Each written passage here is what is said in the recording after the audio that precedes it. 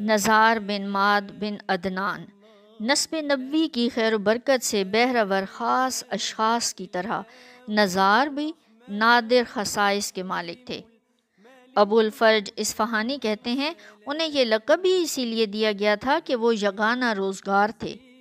جناب نزار نور کا تراشا اور حسن و جمال کا پیکر تھے۔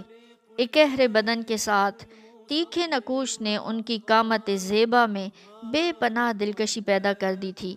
لطافت و نزاکت کے اس مجسمے کو جو دیکھتا وہ بس دیکھتا ہی رہ جاتا۔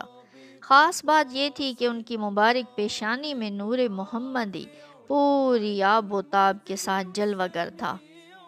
باپ کو جب اس نور تاباں کا پتہ چلا تو اس کی خوشی کی انتہا نہ رہی۔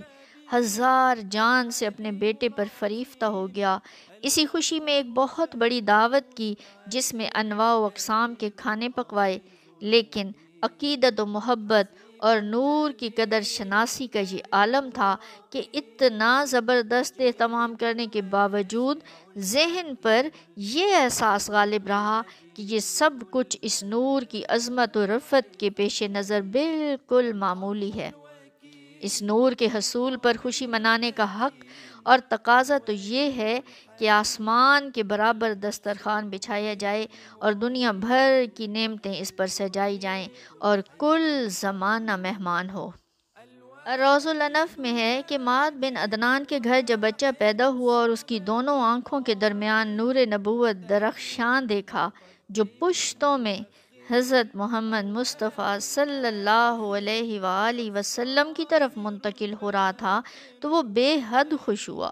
قربانی کی، کھانا پکایا اور کہا اس بچے کے حقوق و مرتبہ کے مقابلے میں تو یہ بہت حقیر و قلیل ہے۔ کہتے ہیں ان کو نزار کہنے کی ایک وجہ یہ بھی تھی کیونکہ نزار کا معنی قلیل بھی ہے۔ باپ نے اس ساری شان و شوکت اور تز کو احتشام کو ان کی شان کے مقابلے میں قلیل تصور کیا تھا اور کہا تھا یہ سب کچھ نزار ہے، اسی سے ان کا نام نزار پڑ گیا۔ کہا جاتا ہے کہ مدینہ طیبہ کے نزدیک ایک موضع کا نام ذات الجیش ہے، نزار کی قبر وہیں ہے۔